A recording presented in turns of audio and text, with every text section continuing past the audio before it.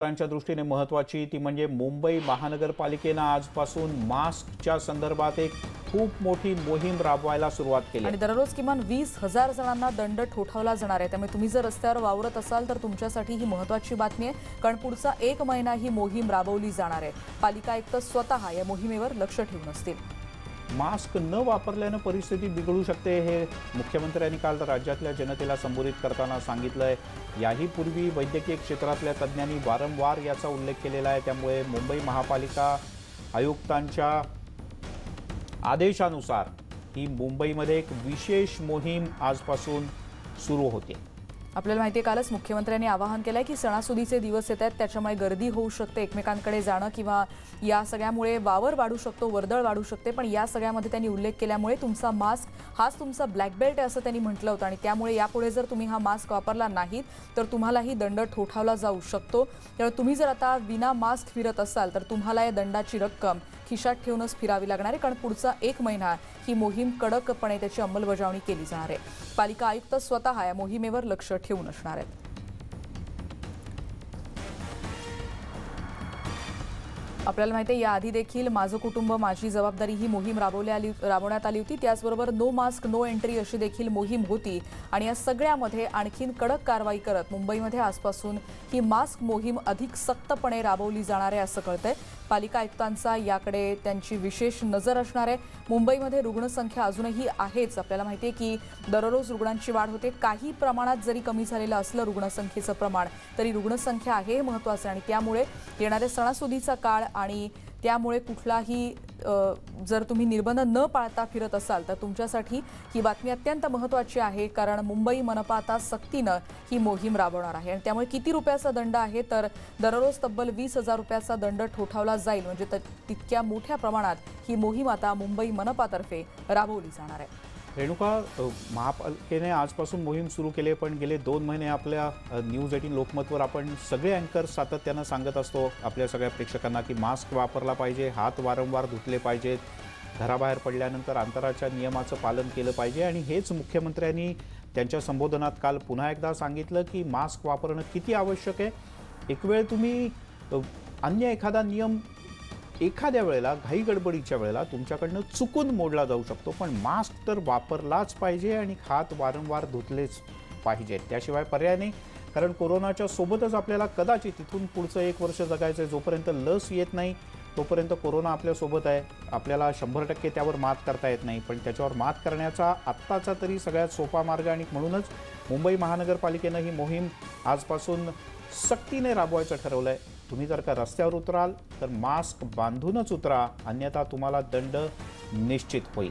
आणि आपल्याला माहिती आहे, अनलॉकचे 5 टप्पे आहेत, आणि यापुढे देखील समजा अनलॉकचे पुढचे टप्पे पार करायचे असतील तर ही जबाबदारी फक्त प्रशासनाची नाही, तर नागरिक म्हणून आपल्या प्रत्येकाची ही जबाबदारी आहे। आणि मास्क लावणं हे आता आपलं कर्तव्य आहे, तो आपल्या जीवनशैलीचा भाग झालेला आहे। आणि त्याच्यामुळे मुंबई मनपा आयुक्तांनी हा इशारा दिला, आणि तो सगळ्यांनाच लागू आहे। अशासाठी जर तुम्ही मास्क लावत नसाल तर तुम्हाला आता दंड रस्त्यावर भरावा लागणार आहे, कारण मनपाची विशेष मोहीम आजपासून सुरू होते। निदान स्वतःच्या जीवासाठी तरी मास्क वापरा असंच आवाहन महापालिकेतर्फे, प्रशासन आणि न्यूज 18 लोकमत तर्फे देखील आम्ही करतो आहोत।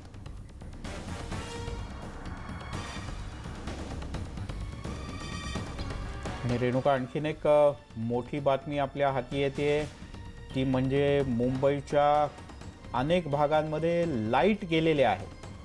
यामध्ये वरळी, वडाळा, CSMT या भागाचाही समावेश आहे। या दोन्ही भागांचा विचार केला तर टाटाची सुद्धा इलेक्ट्रिसिटी यापैकी काही भागात आहे, तर काही ठिकाणी अदानीची इलेक्ट्रिसिटी आहे।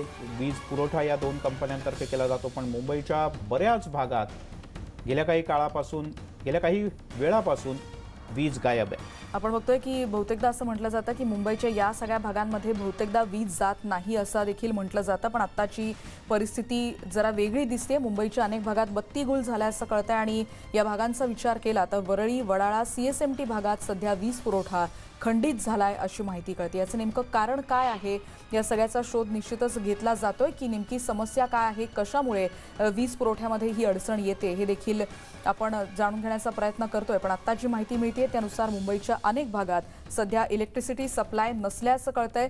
कुठले 3 भाग सध्या प्रामुख्यानं कळत आहेत तर त्याच्यामध्ये वरळी, वडाळा आणि CSMT भागात, म्हणजे ज्या मुंबईचं आकर्षण आहे CSMT परिसर, या भागामध्ये वीज पुरवठा खंडित झाल्याचं कळतंय. सायन आणि अँटॉप हिल भागातही आज वीज नाही असं कळतंय. मुंबईच्या अनेक भागात आता बत्ती गुल झालेली आहे अशी माहिती सध्या कळते. ही सगळी प्राथमिक माहिती आहे आणि याचं कारण नेमकं काय आहे, कुठे नेमकी समस्या आहे हे देखील आता वीज कर्मचारी जाणून घेण्याचा प्रयत्न करत आहेत. पण आत्ताच्या क्षणाची एक महत्त्वाची बातमी ती म्हणजे मुंबईच्या अनेक भागांमध्ये सध्या इलेक्ट्रिसिटी सप्लाय थांबलेला आहे. याचं मूळ कारण नेमकं काय आहे हे शोधण्याचा आता प्रयत्न केला जातोय. साधारणपणे सायनच्याही अनेक भागामध्ये आता लाईट नाही आहेत, वरळीच्या काही भागात लाईट नाही आहेत, वडाळ्यात अनेक ठिकाणी लाईट नाही आहेत. एवढंच नाही तर CSMT म्हणजे जो मुंबईची शान म्हणून मानला जाणारा एरिया, साधारण माझ्या आठवणीत CSMT स्टेशन आतापर्यंत एकदाच पूर्ण अंधारात गेलं होतं. विवेक कुलकर्णी आपले प्रतिनिधी आपल्यासोबत आहेत. विवेक, काय अपडेट, काय नेमकं झालंय? म्हणजे अजून तांत्रिकरणाचं समजू शकलेलं नाही, पण मुंबईमध्ये अनेक ठिकाणी वीज पुरवठा खंडित झालाय. खरं तर मुंबईमध्ये वीज पुरवठा खंडित होणं असं प्रकार घडत नाही आणि सगळ्याच भागामध्ये बहुतांश भागांमध्ये वीज पुरवठा नाहीये असं अजिबातच होत नाही. मात्र मुंबईमध्ये अनेक ठिकाणाहून ही तक्रार मिळते. दक्षिण मुंबई असेल, मध्य मुंबई, दादर विभाग, भांडूप किंवा मग बोरिवली पूर्व असेल, घाटकोपर असेल, या सगळ्याच भागांमधून वीज पुरवठा खंडित झाल्याची माहिती कळते आहे. याचं तांत्रिक कारण अजून कळू शकलेलं नाहीये, पण निश्चितपणे मुंबईसारख्या शहरामध्ये वीज पुरवठा खंडित होणं म्हणजे जनजीवनावर मोठा परिणाम होतो आहे आणि सगळ्याच मुंबईभर हा सगळा प्रकार का झाला असावा याची आता माहिती घेतली जाते. विवेक, पुन्हा एकदा आपण हे कुठली ठिकाणं आहेत पुन्हा एकदा आपण प्रेक्षकांना सांगू शकतो? दक्षिण मुंबईमधल्या अनेक भागांमध्ये वीज पुरवठा खंडित झालेला आहे. दादर विभागात अनेक ठिकाणी वीज पुरवठा खंडित झालेला आहे. भांडूपच्या आणि आसपासच्या परिसरामध्ये देखील वीज पुरवठा खंडित झालेला आहे. घाटकोपरमध्ये देखील आणि वरळीमध्ये देखील वीज पुरवठा खंडित झाल्याची आपल्याला माहिती कळते आहे. विवेक, एक छोटा प्रश्न. स्वाती लोखंडे आपल्या प्रतिनिधी आपल्याबरोबर जोडल्या गेलेत. स्वाती, अनेक भागात वीज नाहीये गेल्या काही काळापासून. रेल्वेची काही स्थिती आहे